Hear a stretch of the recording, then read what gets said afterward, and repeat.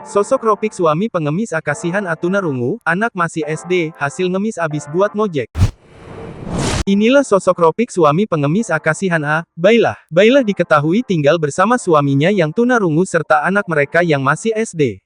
Hasil ngemis pun ternyata abis buat ngojek. Terkuak sosok suami dari pengemis viral bernada, kasihan di Curug Gunung Salak, Bogor. Kondisi suami dari pengemis viral ini terbilang pilu. Untuk diketahui, pengemis wanita ini viral karena nada ucapannya saat meminta uang di Gunung Pamijahan, Kabupaten Bogor menjadi daya tarik tersendiri. Pengemis yang bernama Bailah ini tinggal di Desa Ciasihan, Kecamatan Pamijahan, Kabupaten Bogor. Rumahnya berada di dalam gang sempit. Temboknya kusam, perabotan rumahnya pun sangat sederhana. Baliah tinggal bersama suaminya, Ropik. Suami Baliah berkebutuhan khusus. Ropik mengalami tunarungu. Gak bisa ngomong, kata Baliah saat didatangi tribunnewsbogor.com ke rumahnya di Desa Ciasihan, Kecamatan Pamijahan, Kabupaten Bogor. Ropik sendiri tidak mengemis seperti Baliah. Diketahui bahwa Ropik bekerja serabutan. Gak kerja, terang Baliah, pengemis kasihan Dari hasil pernikahannya, Baliah dan Ropik memiliki seorang anak. Anak pengemis kasihan kini sekolah kelas 5 SD. Atas kondisi ini, Baliah terpaksa menjadi pengemis. Senin sampai Jumat, Baliah biasanya hanya keliling ke kampung-kampung. Sabtu dan Minggu barulah Baliah mengemis di kawasan Curug Bogor, Gunung Bunder. Kesana hari Sabtu sama Minggu, katanya. Baliah menjadi viral di media sosial setelah direkam pengendara yang memberinya uang.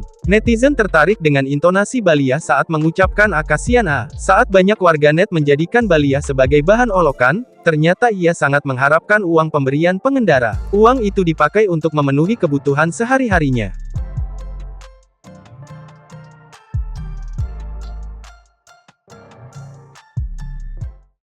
Download Tribun X sekarang, menghadirkan lokal menjadi Indonesia.